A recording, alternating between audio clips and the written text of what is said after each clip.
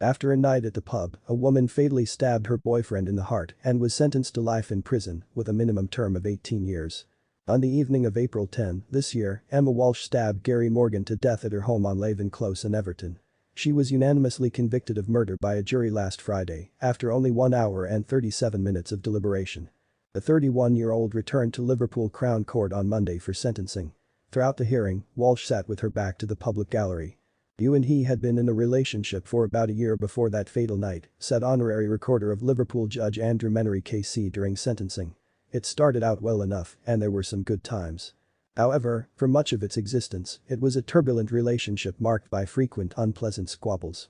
I have no doubt that many of these were the result of your irrational jealousy and subsequent desire to dominate Gary Morgan's life and limit his movements.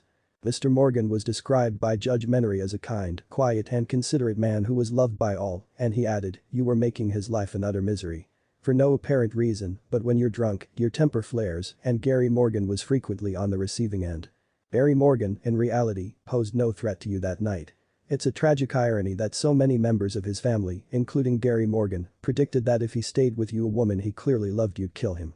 You were well aware of your explosive temper and proclivity for using implements to cause harm. There had been numerous warnings, but you were unwilling or unable to change. A 3-week trial previously heard that the couple first met in March 2021 when Walsh messaged 36-year-old Mr. Morgan on Facebook, who owned his own paving and landscaping business. Their year-long relationship, however, was marred by domestic violence.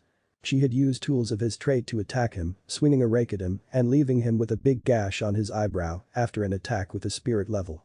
Mr. Morgan was frequently seen with black eyes and bite marks all over his body. The Prescott father of 2 daughters was stabbed in the neck with a butter knife. Text messages revealed after his death revealed that she had spat at him, punched him, refused to let him shower, smashed a glass and come at him with it, and threatened to send crocky heads to his mum's house. He told a friend that she tried to bite his nose off and his father saw her throw a Subway sandwich at him and kick him in the head. Walsh and Mr. Morgan went to the Belmont pub on Sunday, April 10, to watch Liverpool FC's 2-2 draw with Manchester City on television before staying for Carrick night.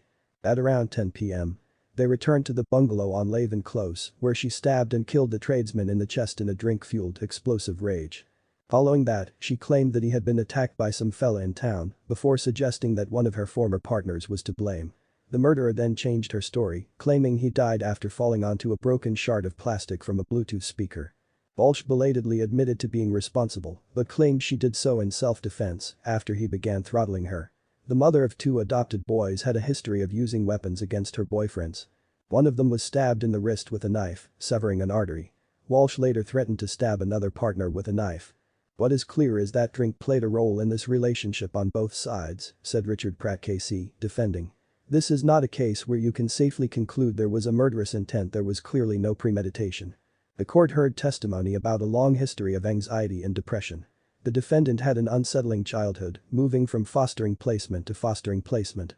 Rest in peace Gary Morgan, condolences to the family and loved ones.